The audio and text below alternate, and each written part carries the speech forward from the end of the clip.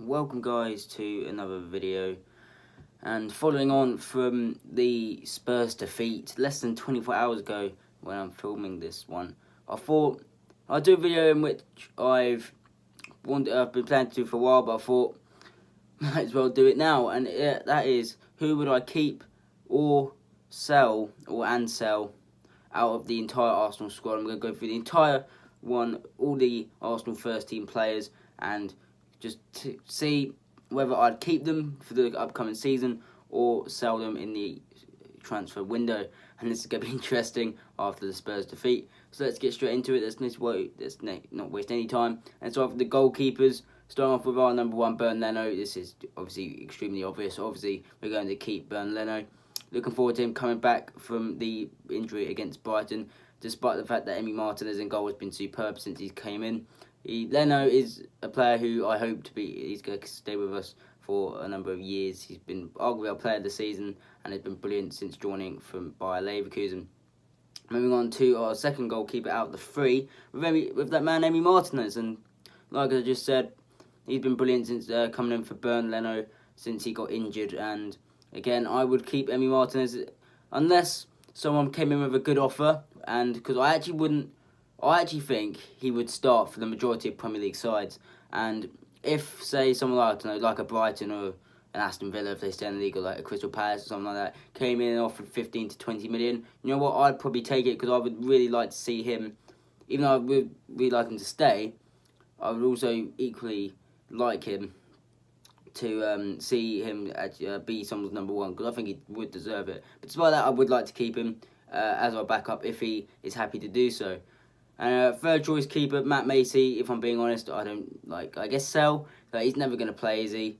So that is my opinion on all three of the goalkeepers. Moving on now to the defenders, and this is going to be an interesting one. Starting off with Hector Bellerin. Now, that's an interesting one, because over recent weeks he has come in under quite a bit of criticism with fans. If I'm being honest, quite rightly so. He hasn't played great in recent weeks. However, against Spurs yesterday, he was really decent, and definitely showed us signs of the Bellerin of 2015 and 2016. So, again, if I'm being honest, I would keep him. But if someone came through with an offer of around £40 million, maybe a bit less, maybe 30, 35, I would consider selling him.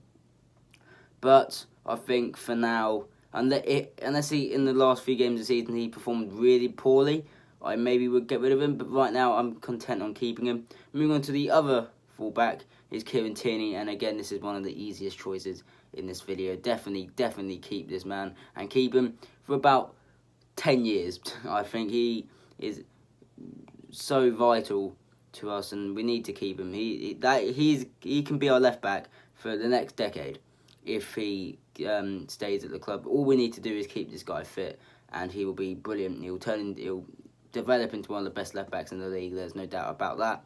And if I'm being honest, he already is. I think the only people ahead of him maybe are Robertson, and off the top of my head, I can't really think of any others. But I guess maybe Ben Chilwell as well. But yeah, he's a very, very good player, Kieran Tierney. Definitely a future captain as well. If/when Aubameyang leaves the club, I think he could be next in line to take that captain spot. Unless obviously he leaves this summer, then I think it might be a bit too early. But in maybe the next 2 or 3 years, he can definitely be captain for us, because he is a leader, and he has shown that in the last few months of being here. And he, as I'm recording this video, about half an hour ago, he was actually announced as our Player of the Month for June, which just shows, just how good he is. Although, let's be honest, he didn't really have much competition for that spot. And moving on to the third defender and the first of our centre backs. Let's be honest, this isn't going to be very positive. It is going to be the Greek defender Sokratis Papadopoulos. Definitely did not say that right. But yeah, with Sokratis, I think we should definitely look to be sending him on. If anyone would like him, maybe a Chinese club or something. Yeah, I think he's 32 now. He's obviously very, he's not brilliant, is he? He does have some moments where he can be really good, but more often than not, he is a bit of a liability. So I would move him on, I think. Moving on to more of our defenders. No, our second centre back, Rob Holding, and actually Rob Holding's an interesting one. Actually, hasn't really played much football for us. Struggled with injuries quite a bit as well, but when he has played, he's looked okay. He did very, very well against Southampton, but since then hasn't really played. I think he played against Sheffield United when David Luiz got injured in that game. But apart from that, hasn't really played much. Or it might have been the other way around. But did Holding? No, I don't really know. But Rob Holding, I would keep him. If he's not going to start, he can be a very decent squad player. He's shown his qualities, and yeah, I would definitely keep Rob Holding. And I think it's going to be the same for Cedric as well. Again, similar to Rob Holding, if he's not going to play, can be a very decent squad option when we need him to come on as well. And it looks like we are going to get him on a permanent basis because he would become a free agent after leaving from Southampton. And now we've got a very interesting one, which, like I said, is going to be the case with a lot of these defenders, and that is going to be Shkodran Mustafi.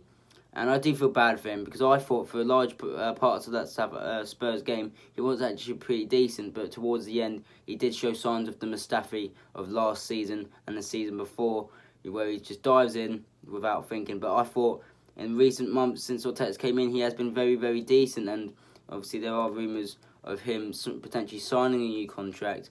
And again, like Cedric and Rob Holding, if he's not going to start, can be a very decent backup. However, would I sell him? I don't know. I think I would keep Mustafi. I think, but yeah, I would keep Mustafi. Callum Chambers, again, if I'm being honest, I wouldn't mind selling him. I feel like he's most likely not going to play. I just don't think he's good enough to start. He is a decent squad option, but we do have a lot of those. He is pretty versatile. I know he can play in centre-back, right-back, and in defence midfield if needed. But if I'm being honest, I think we would have a decent cover there anyway. I think we could get a bit of money for Chambers because I know he is a very decent player, but maybe not good enough to start week in, week out in the Premier League. Although we did see at Fulham on loan in a very poor Fulham side, he did actually do pretty well and I think won their player of the season. So I do know a lot of Fulham fans were very sad to see him go. But I would think I would sell Callum Chambers. I think the right price would be around £20 million, which is around the same amount we paid for him. I do feel bad for him though. Obviously, he's still recovering from a really bad injury he suffered at home to Chelsea. But yeah, I like Chambers, but I think I'd like to see him move on and start for a team that he would play more football for.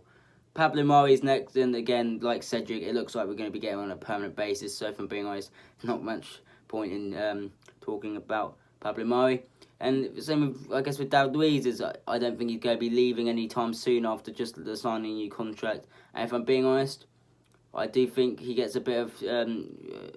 obviously, some of the criticism is justified, like the City game. But I see quite a few fans blaming Luiz for the Spurs equaliser yesterday. For me, that's all on Kolasinac. I think Kolasinac who played the poor pass and put David Luiz under pressure, and he was one-on-one with a very, very good forward in Heung-min Son.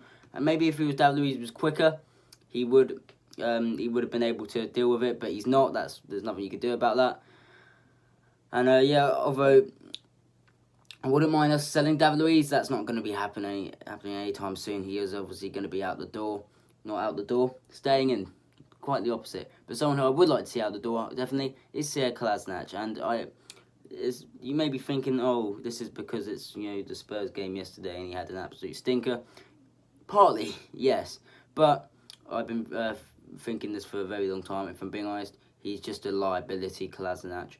We did get him on a free, so if we were to sell him on, any bit of transfer profit would be profit, because we did get him on a free transfer. And if I'm being honest, we don't, like Kieran Tierney, he's streets ahead of him in the left-back spot. And even though we're playing 3-4-3 right now, that's not going to be our long-term formation. That's only Arteta using that formation right now, because I guess it's because it gets the best out of David Luiz. And just because our defenders are awful anyway, we need as much cover as we can get right now. But yeah, Kolasinac, he doesn't work in a back four. He's decent going forward, awful defensively. Yes, he's strong. That's about it. His positioning is awful. He doesn't work in a centre even as a left-sided centre back, as we've seen him play recently. He's just as bad there. and it showed on Sunday. And I think the only reason we keep him is for a backup left back to KT, but we can use, I guess, Saka there as a backup left back if we need him to. For me, Kolasinac we should be looking to sell him on in the window. Now moving on to our midfielders, again quite interesting. We're going to be starting off with Dani Ceballos, who isn't, again, it's a strange one because he isn't actually our player. Obviously he's on loan, but I would keep him, not as a permanent. I would get him on another loan. I really like what I've seen over Dani Ceballos, even when he wasn't playing really well. A few months ago before Arteta came in, I backed him because I knew what he offered. I knew that he would suit how we wanted to play if we brought in someone like Arteta, which we ended up doing, and it showed. In the last 3 weeks, he's been arguably our best player, and that he was probably our best outfield player against Spurs. And I wouldn't get him on a proper permanent deal because I know Real Madrid would want at least £35 million, and if I'm being honest, it's probably not worth it if we're looking to bring in someone like Thomas Partey, who it looks like we will because the rumours haven't stopped for a good month or so. But I would love to see us get Dani Ceballos on another loan because I really like him. He's really passionate, and one of the few which really showed like he really wanted to win on Sunday. It did look like it really hurt him when we did lose. So don't quite know what happened there, but the camera just stopped recording out of nowhere. So we're just gonna carry on anyway. Like I said, I would definitely get Dani Ceballos on another loan deal. And let's move on to the second midfielder, which is probably going to be one of the most interesting ones out of all of them. It's Mesut Ozil, and as much as it pains me to say it, I would try and get rid of him if possible. It doesn't look like he will. We will be getting rid of him because his wages are way too high, and if I'm being honest, no club, apart from maybe a Chinese team, would want to pay that. And if he's not going to play, we just need to get rid of him. He's past it now. It really pains me to say it, but that's the truth. He's past it now. He's not what he once was, and I would definitely get rid of Mesut Ozil if possible. Moving on to the next midfielder is Lucas Torreira, which is an interesting one because he hasn't played much recently. Because we've been playing obviously 3-4-3 with Xhaka and Ceballos in midfield. And if I'm being honest, I wouldn't mind selling Torreira to fund maybe someone like a Thomas Partey. But overall, I would like to see us keep him. I think he could be a very good player for us if he can get more minutes. I would also be looking to keep Ainsley Maitland-Niles. Obviously came through our academy, hasn't played a lot, but he can be a very good squad player because he is very versatile. Can play right back, right wing back as well, even left back, and obviously in central midfield as well. So I would definitely keep him. Joe Willock as well, similar to Maitland-Niles, we keep him a player who, if he can realise his potential, can be a very good player for us. Obviously there are a few things he needs to work on, and obviously that will take time with him being a very young player.